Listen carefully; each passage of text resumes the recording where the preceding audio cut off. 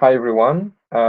Today we are very happy to have Yongzhao Wang from University of Michigan, who is going to tell us about empirical game-theoretic analysis for meaningful games. Thank you very much for accepting the invitation, Yongzhao, and well, the floor is yours.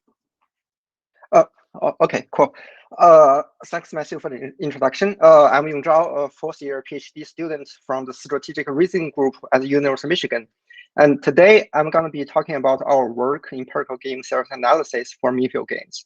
And this is a joint work with my PhD advisor, Professor Michael Wellman. And if you have any questions, just feel free to interrupt me during the presentation. So in this work, we present a simulation-based approach for solving meaningful games using empirical game theory analysis, or EGTA.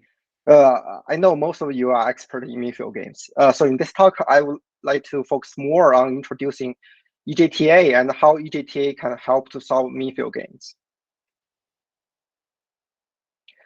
So this is the outline for today's presentation. I will first talk about what is EGTA and some issues we encountered when applying EGTA to meaningful games. And then I will present our primary EGTA framework for solving meaningful games. And finally, I will discuss some improvements on the sample efficiency of our framework.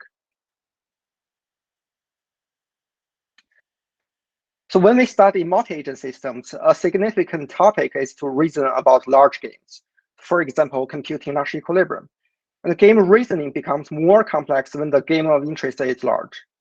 And the EGTA is one approach to reason about large games. So formally, EGTA describes a broad set of methods that are building and reasoning about game models based on simulation data. A key concept in EGTA is a game model, which only contains a subset of strategies of the full game, and the utility information comes from simulation. If we denote G as the full game and G hat as the game model, we have lambda I be subset of SI. So for large games, SI can be very large, but lambda i's are usually very small. So a game model is easier to analyze compared to directly analyzing the full game. So since we want to keep lambda I small, it's pivotal to decide which strategy of the full game to include in this game model. And this procedure is called strategy exploration. The goal of strategy exploration is to construct a game model with the minimum computational cost such that the game model contains a full game equilibrium. That is, a full game equilibrium only has support within lambda. So let's look at some examples of how to construct this strategy set. One famous example is the double oracle method, which constructs a game model iteratively by adding a best response to the equilibrium of the current game model.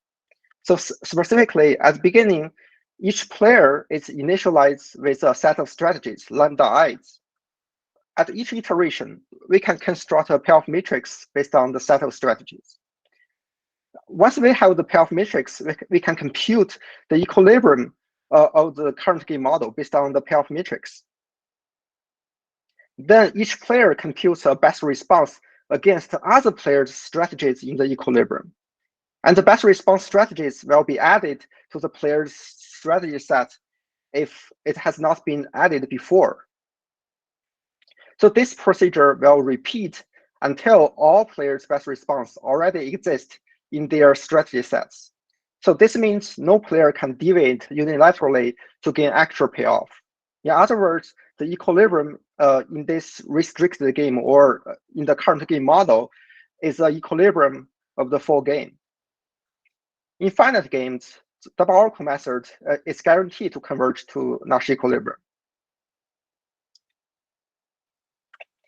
So compared to DO, the policy space response oracle, or PSRO, generalizes the best response targets by introducing the concept called meta-strategy solver, which decides which profile to extract from the current game model as the next best response target.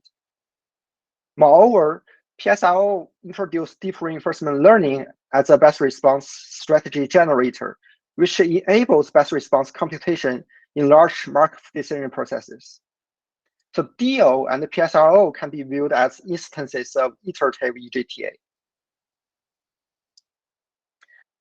Okay, now let's move on to mean field games, which is the type of game we are targeting with EGTA in this work. So mean field game models strategic interactions among a conceptually infinite number of players. It reduces analysis to the characterization of the optimal behavior of a single representative player against the full population. And the population behavior is summarized by a mean field, for example, a distribution over states. So in this work, we first ask the question, can EGTA be applied to solving mean field games? Our motivation is that in finite games, EGTA has been widely applied. For example, in my research, I applied EGTA to cybersecurity games, bargaining games, and some poker games. In these games, we have multiple parties. For example, we can have multiple players, or in some role symmetric games, we can have multiple roles. If we think about mean field games, it's like we also have multiple parties, the representative players and the distributions. So it's natural to think of if EGTA can be applied to solving mean field games. To answer this question, we first present a normal form representation of mean field games, because classic EGTA is based on the normal form. A multi-population mean field game in normal form is given by G, which is a tuple with a set of populations. So there are NP populations in total, and a strategy set for each population. So I here is the index of the population.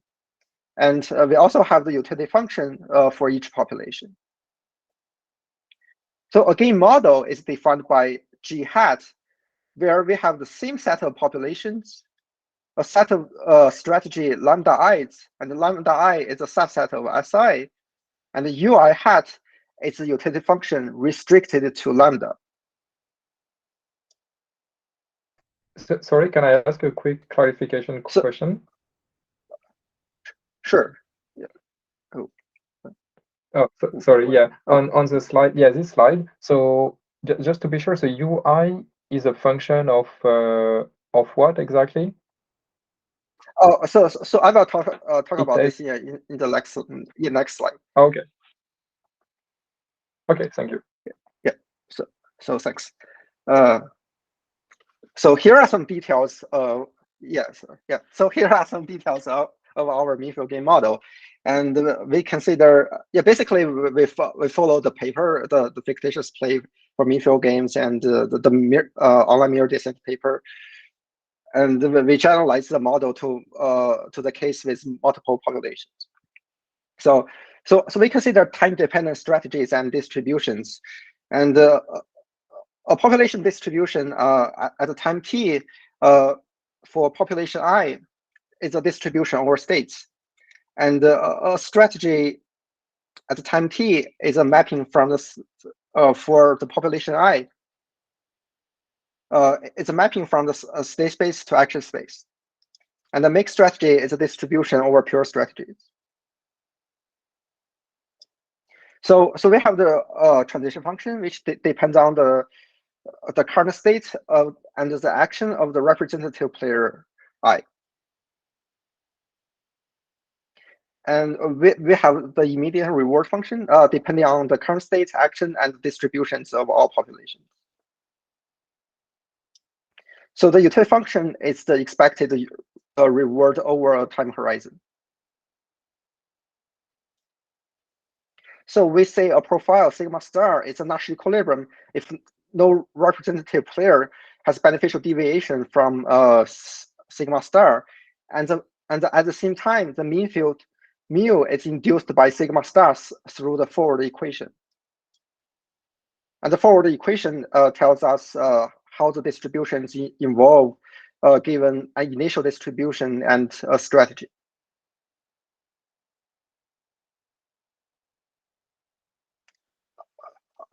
Okay, so to apply EGTA to mean field games, it's not just a copy paste from the finite case. So we suffer from two main issues that are caused by the nature of mean field games.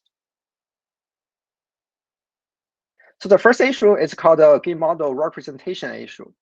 To analyze strategies within a game model, for example, computing a Nash equilibrium, we need to have the utility function U hat. But in mean field game, the expected utility function will not be linear in the mean field generally. So we cannot represent the utility function U hat for a game model by a finite number of values. So this can be a big issue. So remember, in finite games, as long as we have evaluated all pure strategy profiles, we have a payoff matrix, and then we can compute the expected utility for any mixture based on the payoff matrix. This is because the expected utility function in finite game is linear. However, it's not true for mean field game. That means to represent a game model, we should store the utility for every single mean field, for every single mu, which is not feasible. So without U hat, to analyze the strategies in a game model, we have to apply a query-based approach, which means we query a simulator for utility wherever we need it. So this approach does not explicitly represent the utility function or a game model, but query the utilities on the fly. It works, but can be expensive because for every query, we need to run simulations and compute the utility. So our logic is we will first stick to the query-based approach to verify whether the EGTA framework works for solving mean field games. And then in the second half of this presentation, I will present a learning-based approach which defines the game model through learning, and then the method also significantly improve the sample efficiency caused by the query-based approach. Okay, so with a query-based approach, we say we have partially solved the game representation issue, and let's move on to the second issue. So the second issue is that since EGTA relies on game models, and the game model only has a restricted set of strategies, we don't know whether a Nash equilibrium exists in a mean field game model. So we prove the following using Kakutani's fixed point theorem. Our theorem says if the utility function is continuous in the mean field, and for single population mean field games with finite state and action spaces, there exists a Nash equilibrium in the game model. So now both issue has been addressed. Next, I will present our primary EGTA framework for solving mean field games. So with the query-based approach, our primary method employs a version of the double oracle method, which iteratively adds a best response to the Nash equilibrium of the current mean field game model. But unlike DO, instead of best responding to the opponent's strategies as an infinite game, here each representative player is best responding to the mean field. And the best response operation will give us a strategy that maximizes the utility given some distributions of all populations. That means given the mean field. So our primary method is also a simultaneous work with the mean field game PSRO by Paul Muller et al. 2022 AMAS. So one difference between our works here is that we specify two subroutines, fictitious play and replicator dynamics, to compute the Nash equilibrium of the current mean field game model. So here are some details of fictitious play and replicator dynamics we use as subroutines to compute the Nash equilibrium. So I would like to look into the details of replicator dynamics as an example. So the difference between this replicator dynamics and the replicator dynamics for finite games are, first, we define a fitness function here for mean field games, which shows the performance of the current strategy of replicator dynamics, sigma bar, and mu bar is induced by sigma bar. So remember, the key idea of replicator dynamics is that the probability of playing a strategy involves in proportional to the difference between the performance between its performance and the performance of the average strategy sigma bar. And this step is showing the green box. So second, we need to update the distribution of the population every time after we update the sigma bar. So we repeat this procedure for a fixed number of iterations and then propose sigma bar as an approximate equilibrium of the current mean field gain model. So here are our results for our primary method in one-dimensional and two-dimensional crowd modeling games. For crowd modeling games, imagine there's a bar on the beach. People are waiting to get as close as possible to the bar while trying to avoid the crowded area. So in those plots, we test the performance of EGTA against directly applying fictitious play to mean field gains. And the y-axis is the full game regret, and the x-axis is a number of EGTA iterations. So we can see that EGTA learns Nash equilibrium faster than directly applying fictitious play to mean field games. And this demonstrates the effectiveness of EGTA for solving mean field games. I think there was a question, maybe Thanos. Did you have a question? Yes, it was just basically two small questions. First was, how do you compute M bar in the in the replicator dynamics? How to compute? Yes, how you compute M bar? The mu bar, sorry, mu bar. Mu bar. Okay, yes, the mu bar. So given a mixed strategy, we can compute mu bar by the forward equation. So we fix the initial distribution. Okay, and the second one is that in the slides that you say in the next slide. Okay. In the pictures where you compare always for finite games, for finite states and action spaces. No. Yes. Yes. Behind? Yes. Okay. Yes. No, it was just to keep it in mind for me. Thank you. Yes, thank you. Yes, thanks for the question. Okay, I have a side question. Sorry, on this graph. Yeah, or this algorithm. So here, when you compare one iteration, fictitious play, I'm quite familiar. So at each iteration, you have to basically compute the best response. So you have to solve an MDP basically. So you have, I guess, I guess here's a number of iterations. It's a number of outer loop iterations, and inside maybe you have a subroutine. And yes. I imagine it is the same for EGTA. So how can I say? Each iteration has the same cost in fictitious play and EGTA, or I don't know, no. So let's say one iteration of fictitious play involves a best response computation, right? And one iteration of EGTA involves the best response calculation and the analysis of the current game model.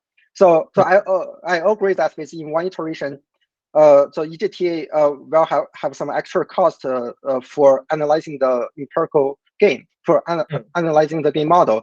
But I think in many contexts, the best response calculation has the dominating computational cost. So we compare fictitious play with EGTA in terms of iterations. And this is also true for finite game. If we look at all the PSRO papers, we compare different meta stress solvers against fictitious play in terms of PSRO iterations or EGTA iterations. Sounds good. Thank you. Yes, thank you.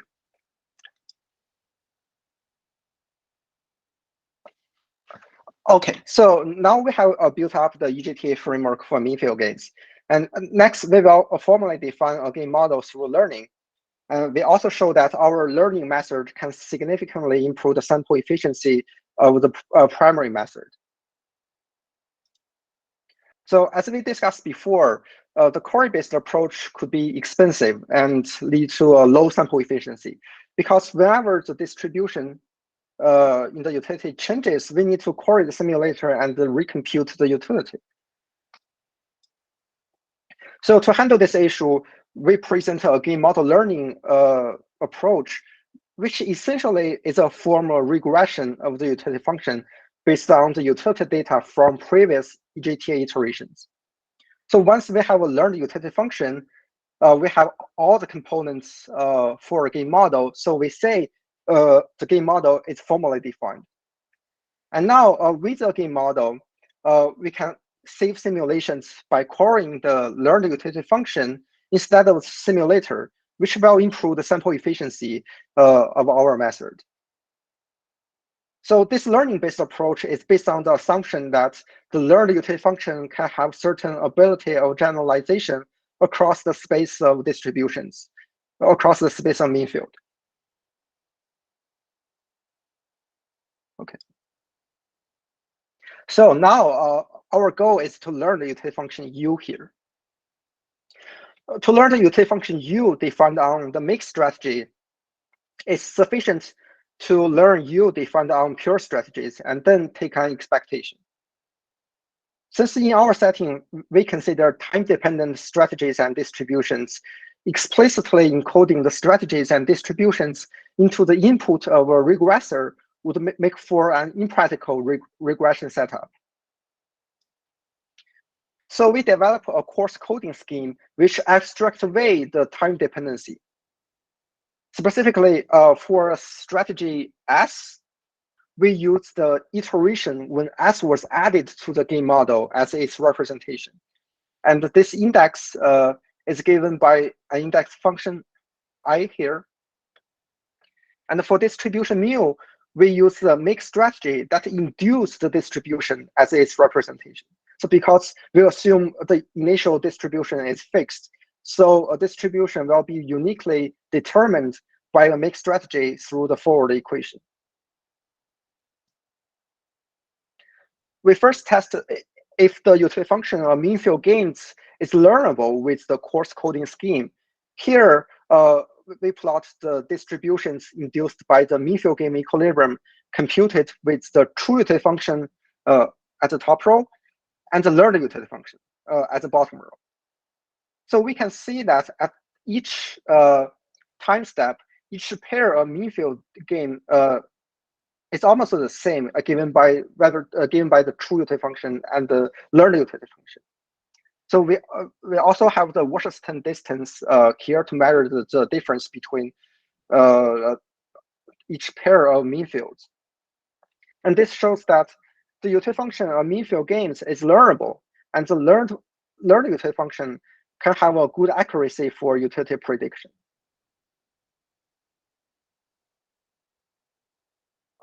Okay, next, let's apply a game model to replicator dynamics, which computes the Nash equilibrium of the current mean field gain model. So let's assume we are at iteration EGTA iteration tau, and the strategy added at iteration tau is denoted as tau. We also assume we have a model that's trained based on the data from iteration 1 up to iteration tau minus 1. So the model can only predict utilities up to iteration tau minus 1. So to run replicator dynamics at iteration tau, we need the utility for S in lambda tau and sigma in delta lambda tau. So you can see the mismatch between the model and the need of the replicator dynamics. So to handle this mismatch, we use the following procedure. If we need a utility with S in lambda tau minus 1, sigma in delta lambda tau minus 1, that means we can directly use our model. So if we need the utility with S in lambda tau minus 1, but sigma prime in delta lambda tau, we first project sigma prime onto the simplex of lambda tau minus 1.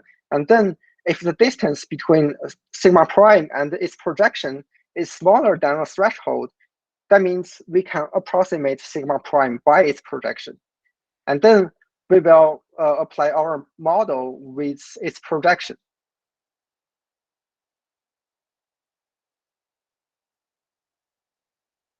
So finally, if the projection does not lead to a good approximation, or we need the utility for S tau, which the model does not have any information about, we switch to the query-based approach and run simulations. And finally, we use all the data from the simulator to fine-tune our current model and use the fine-tuned model for next iteration. So another technique we apply to EGTA for mean-field games is a simple regularization scheme for replicator dynamics. And this is based on our another paper. The high-level idea is that once we apply regularization, the replicator dynamics early stops. That means we need less iterations of replicator dynamics, and so less simulation cost. So we show that regularization can also stabilize the learning in EGTA. So this is our overall algorithm called iterative EGTA for mean-field games with game model learning and regularization. The EGTA framework is same as our primary method, but now we use a game model for replicator dynamics to compute Nash equilibrium of the current game model. So if you are interested, please have a look at our paper. And this paper will be appearing at AMAS 23. And it's different from the current version on arXiv. So I will update the version on arXiv later. So let's skip it for now and move on to the results. So again, we test our algorithm in crowd modeling games. And from those plots, we can see that applying game model learning and the regularization does not sacrifice the performance of EGTA compared to using the simulator for all utility queries. So in some cases, our new method even gives more stable performance compared to EGTA without game model learning and regularization. This is because our performance, so this stable performance is a result of regularization. So here is a simulation savings by game model learning and regularization. So we reach the same learning performance as a query-based approach with only 1/6 of the utility queries from the simulator. So this is a significant improvement on the sample efficiency. And in summary, in this work, we present an EGTA framework for solving mean-field games, and we present a game model learning approach and regularization for improved sample efficiency. Okay, yeah, that's all. Any questions? Okay, thank you very much. Other questions from the audience? Thanos? Hi, thank you again for a very interesting presentation. I want to ask more about the regularization. I think that at least for me, the slide was kind of too compact with not that much information. So here? Yes, and then the next one, because I mean, I can understand the graph, but in the next one, when you have it in the algorithm, can you give us a little bit more details how you do the regularization? For me, it was kind of fast the way you explained it. Sure. So actually, so let's say in this way. So in the double oracle method, we use a Nash equilibrium of the game model as the next best response target, right? And but there's a chance that we overfit to one equilibrium of the game model. So remember that the game model only has limited information on the full game. And the equilibrium of the game model may not be a equilibrium of the full game, or even a approximate equilibrium of the full game. So so in our another paper, we apply regularization to replicator dynamics that means we early stop replicator dynamics so that the replicator dynamics within the game model does not converge to the equilibrium. So in this algorithm, we set the number of replicator dynamics iterations to be a relatively small number, such that the replicator dynamics does not converge to the equilibrium. And this gives us the regularization. Okay. I had something else in my mind about how you regularize, but thank you for explaining more. And now I understand the idea. Oh, okay, thanks. Thanks. Jean-Pierre, I think you have a question. Yeah, I'm sorry, but I was kind of lost right at the beginning. What is the role of small p? I didn't really understood. Do you have many population? Yeah, sorry, from the beginning. beginning. The number of yeah. That's a good question. So here, so NP is a scalar. P is not the index of the population. So NP as a whole is a number. So what is p? What is small p? What does it? So NP is a whole notation, right? So the P is not the index of anything. So NP means the number of populations. Number of population or Yes. size of the population? I don't get it. I'm sorry. So we can have different populations in a mean field game. We consider multi-population mean field game. So P is the number of population? So NP is a number of population. Yeah, NP is a number. NP is a number of population. Are they homogeneous? I mean, is this finite? Does it go to infinity? I'm a little bit lost. All populations are infinite, but there is a finite number of populations. Yes. So each population is infinite, but we have finite number of populations. And in your experience, what is the size? How many of them you have in practice? So in our experiment, so we tried a single population mean field game and the 3 population mean field game. And the interaction is only through the reward? The interaction between populations. So, right, there's an interaction between populations, and the reward is given by here.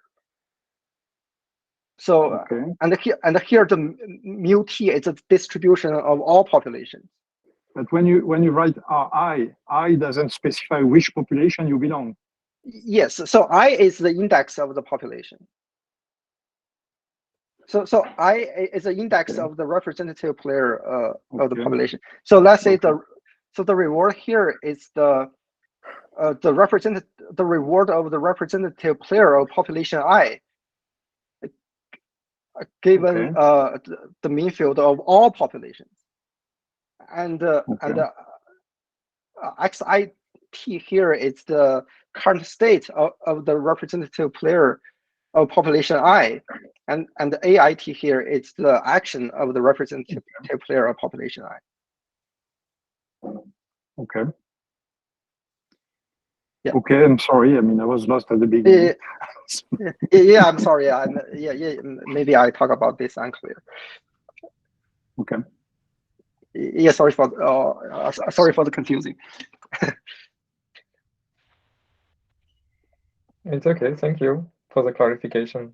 Zeda, I think you have a question, maybe. Hello, Yongzhao. Thanks for the presentation. And I have a question that maybe I missed the concept of this. So you said here is a symbol sigma is a mixed strategy. So what is a specific format of the mixed strategy? Is it average of the overall strategy or other combination of the set of strategies? So you mean here? Yeah, a mixed strategy. So okay, so So a mixed strategy it's a distribution over SI, and SI is a sequence of strategies over time horizon T. So okay, I see. So this strategy is a sequential strategy, right? Different time steps that have different times. They have different strategy. We call them mixed strategy. Is that correct? No. So SI here. So yeah, because we consider time-dependent strategies, let's say for the representative player population I, at each time step, the player would have different strategies, and the different strategies are at time step 1, it's S1I up to STI, right? Mm-hmm. And so the representative player I can have different strategies, right? The player can have a set of strategies, right, with different sequence of strategies.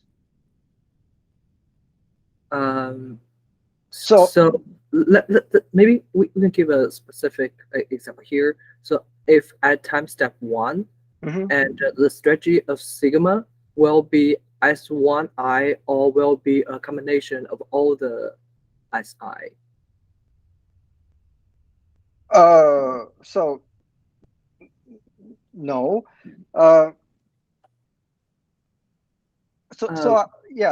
I think let's say so for the player I,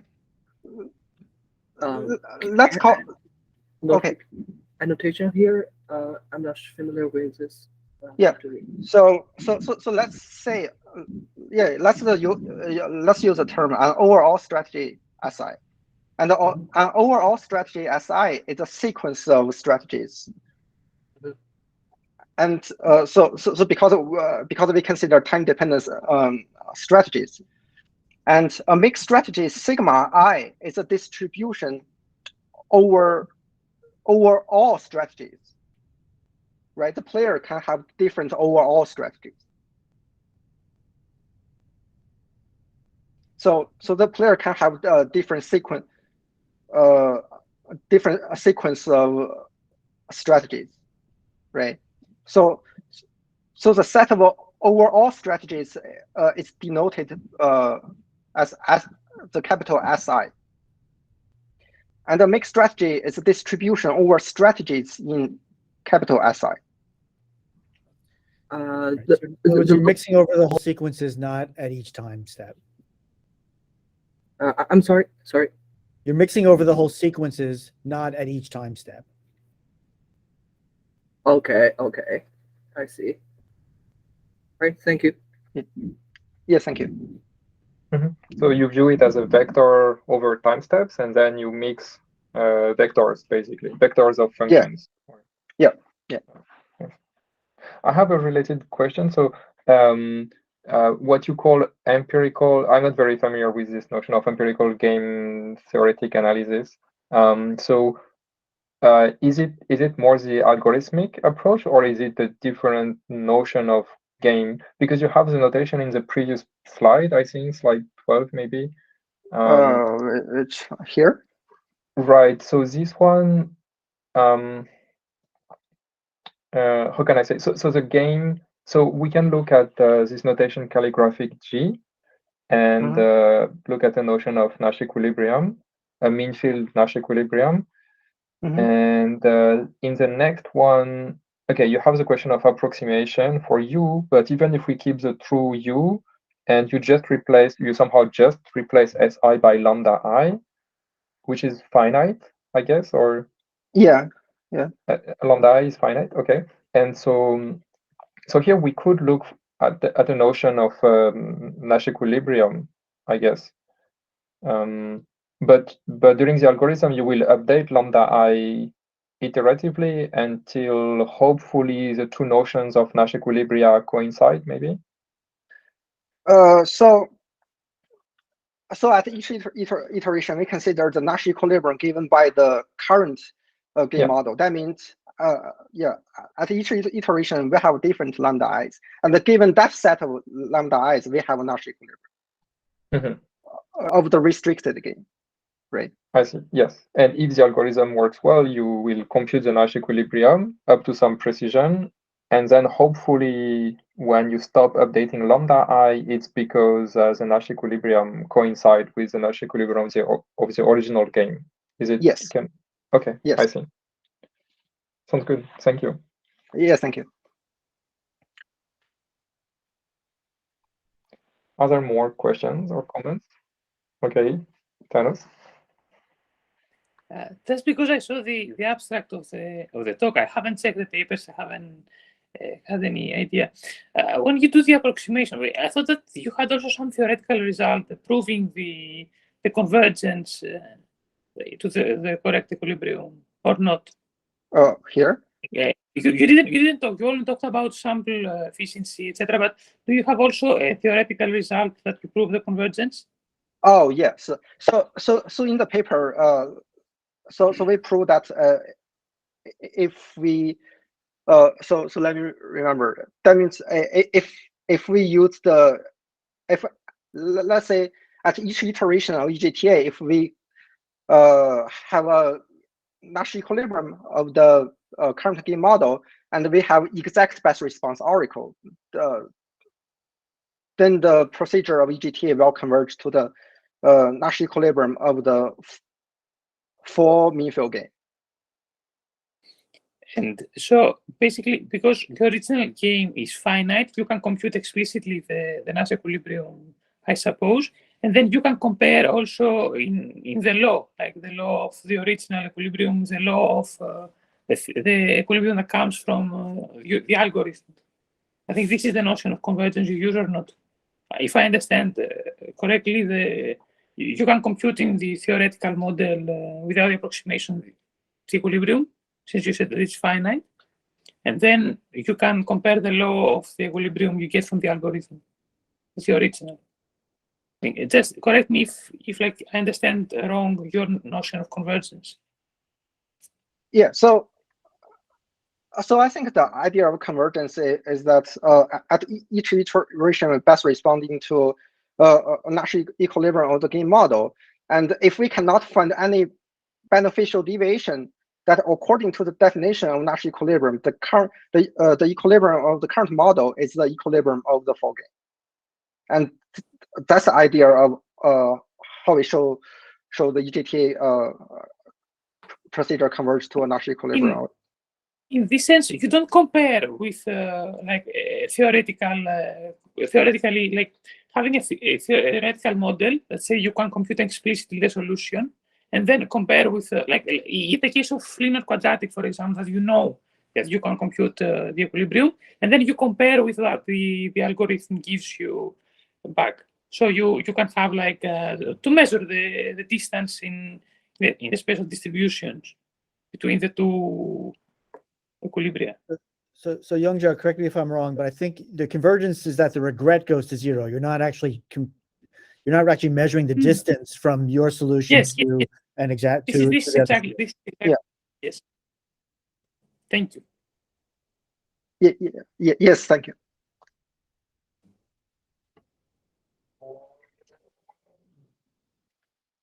All right, nice. Thank you for all the explanations.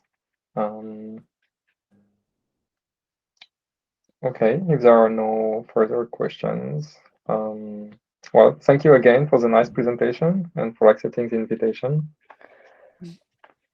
Well, thank you all for inviting us and for your attention. Thank you. Yes, thank you. Have a nice day.